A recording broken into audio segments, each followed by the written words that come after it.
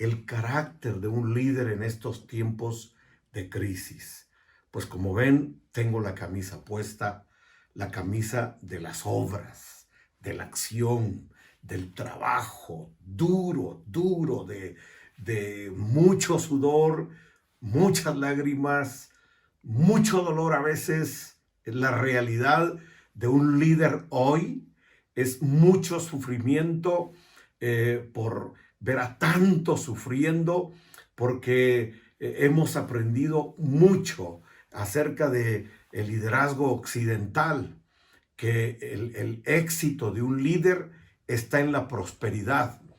Pero yo pienso que si un líder es próspero y alrededor de él hay un pueblo pobre, hay mucho que decir al respecto.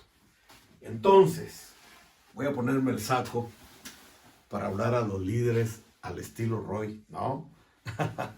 De mi amigo Roy, el profeta.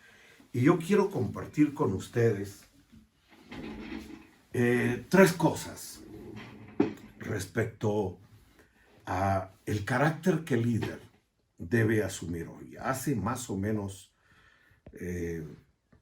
un año estaba en Israel. Con Roy viajamos muy seguido a Israel por temas del Parlamento. Y en esta zona de acá, este es el actual, este es el Israel en la época de Jesús. Pero, como saben, este es el mar de Galilea o el lago de Tiberias. Pequeño lago, pero el más lindo de toda la tierra, porque la diferencia entre todos los lagos y este lago es que aquí caminó Jesús. Y este era el camino de Jesús, de Nazaret a Capernaum y de Capernaum a todo alrededor del lago y de Capernaum hacia Jerusalén. Este es su camino. Por acá Betania, donde está la casa de su amigo Lázaro, y como a 5 kilómetros Jerusalén, y entre Jerusalén y Betania el monte de los olivos, y su retorno podía ser mismo camino, podía ser para acá, pero este fue el camino de Jesús. No fue por tantos lugares, excepto que sus padres le llevan para Egipto durante un tiempo, lo que ustedes saben. Pero brevemente comparto. Estaba en Tiberias. Mire, estas piedras son de el monte Gerizim, estas son de Silo, esta es de Jerusalén. Tengo muchas piedras que he traído de allá. Pero un día, nadando por el monte por el lago de Tiberias, el Señor me dijo, recoge una piedra. Y tomé la primera, esta. Luego me dijo, toma una más, y tomé esta. Toma una más, y tomé esta. No las escogí, casi que Jesús me las dio. Una, dos y tres. Un día me puse a observar estas piedras y me di cuenta que esta piedra parece mi oreja, y tiene la forma de mi oreja, la mía. No la escogí, Jesús me la dio. Esta piedra es como yo, tan fea como yo. No tiene ninguna forma, es una piedra cualquiera. Y esta otra piedra parece una flecha, la punta de una lanza, de una flecha, ¿no? ¿Parece eso? Si la ve, mire, ahí está, a sus ojos. Por favor, véala. Se me quebró un poquitito, la puntita se quebró. Y entonces me dijo el Señor, quiero enseñarte algo, porque viene un tiempo difícil a la tierra. Y yo te voy a usar en este tiempo para la gloria de mi nombre. Y le dije, Señor, ¿qué debo aprender? Que todo hombre que quiera servirme en estos tiempos, que toda mujer que quiera servirme en estos tiempos, tiene que ser pronto para oírme. Y sus oídos, sus orejas deben ser como de elefante. Estar mucho tiempo en mi presencia, escuchando mi voz, para saber lo que yo quiero hacer. Mi abuelo me decía, 63 años sirvió él al Señor, o 62, y me decía, yo oro de 5 a 7 de la mañana todos los días. A Deboye en África me dice, yo paso la mayor parte de tiempo orando. Y yo he tenido que aprender en estos tiempos de crisis que mi carácter como líder debe ser de un hombre que oye la voz de Dios. ¿Por qué?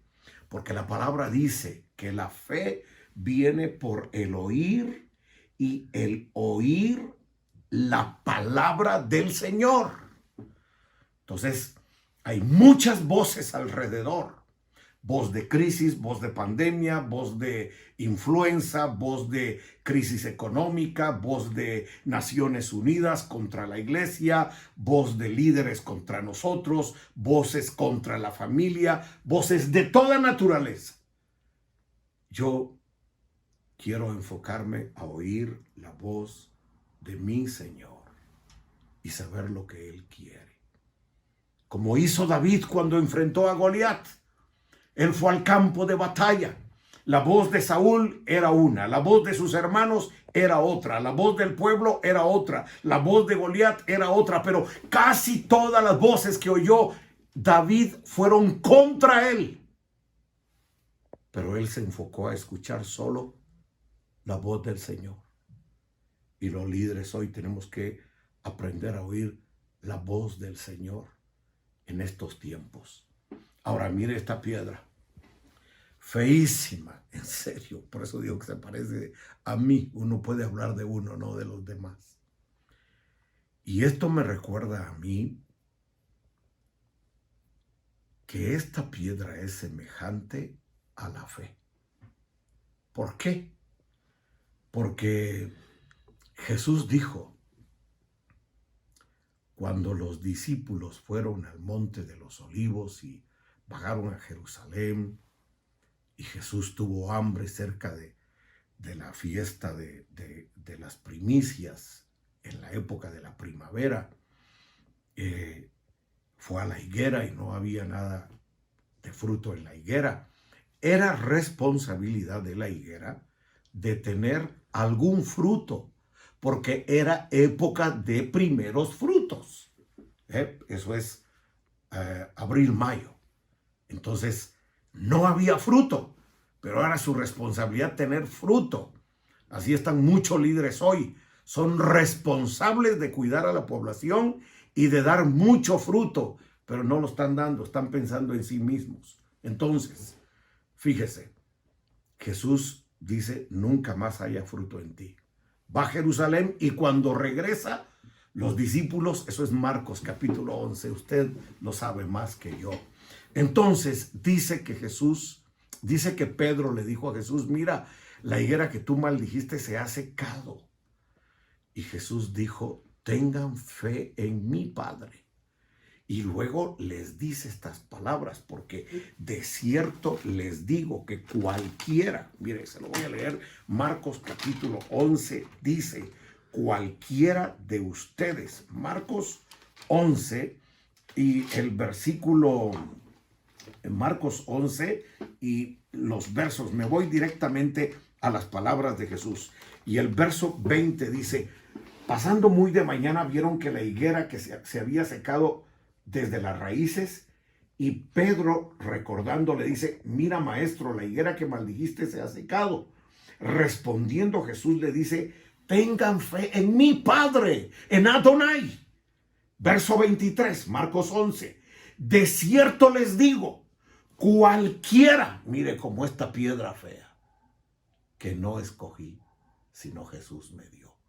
Cualquiera que diga a este monte, quítate de ahí y échate en el mar, y no dude en su corazón, sino que crea lo que habla sucederá, lo obtendrá, lo obtendrá. Por eso les digo, todo cuanto oran y piden, creyéndole a mi Padre y pidiéndolo en mi nombre, lo obtendrán. Amados míos, en estos tiempos se necesita liderazgo que oye la voz de Dios, y liderazgo con mucha fe,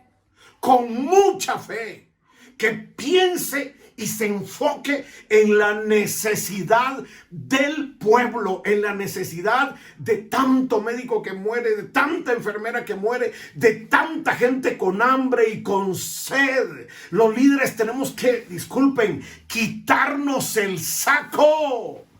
Amados míos, tenemos que no tirarlo, no, ponerlo en algún lugar, y tenemos que doblar la manga de la camisa y decirle: Señor, mucho he pensado en mi ministerio, en mi iglesia, en la obra que hago, en la iglesia bonita que construyo, y aquí y allá, y tenemos que doblar mangas de camisa y ponernos a trabajar por un pueblo tan necesitado.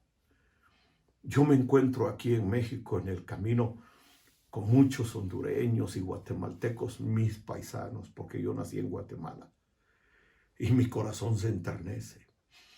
Muchos niños de la calle, mucha inseguridad, mucha violencia, mucha hambre, mucha crisis. Se necesita liderazgo, pero no liderazgo finucci, no liderazgo que habla mucho de prosperidad, pero hace poco por la gente. Se necesita liderazgo con fe para atender a un pueblo necesitado de Dios, de Jesús, y con hambre de pan. Entonces, yo decidí, para concluir en estos días, oír la voz del Señor, convertirme en un cualquiera, creerle a Dios, oír su voz y creerle a Dios. Y la combinación de estas dos cosas produce la tercera. Miren, una piedrecita chiquita, y a esta, me dijo el Señor, a esa llámale tus obras, mis acciones. En vez de estar afanado en hacer tantas cosas, mejor más tiempo con el Señor, para que los tiros que haga se conviertan, como en los de David, en tiros de precisión, para derrotar a los Goliaths que hoy se están levantando contra el reino de los cielos, contra el nombre de Jesús y contra un pueblo con tanta necesidad. David se enfocó en oír la voz del Señor. Creyó que podía vencer al gigante y tomó una sola piedra, y con el respaldo del Señor le ayudó a traer paz a Israel. Haga el Señor de ti un líder que en este tiempo de crisis y de escasez y de hambre y de necesidad, haga bajar los cielos a la tierra y produzca en ti mucho fruto, no como aquella higuera, sino mucho fruto como David, que en época de crisis fue la respuesta a un pueblo necesitado. Y no por ser un pastor, un apóstol, un profeta, un evangelista, un maestro, un adorador, un guerrero, no significa que no tienes la responsabilidad de hacer provisión para el pueblo. Ese llamado de hacer el bien a todos, por supuesto, empezando con la predicación del Evangelio, es responsabilidad de todos nosotros. Amados de mi Padre Celestial, que el Señor les bendiga y que este año, niños a una voz, sea mucho más grande de lo que siempre ha sido, aunque las estrategias, sin lugar a dudas, que van a usar hoy en día son totalmente diferentes de las que se han usado en otros años. Que el Señor les bendiga, que el Señor les bendiga. Gracias, querido apóstol Roy, a ti, a tu esposa, a tu hijita, a toda la familia, Honduras amada, al señor presidente, a todos ustedes. El Señor les bendiga grandemente.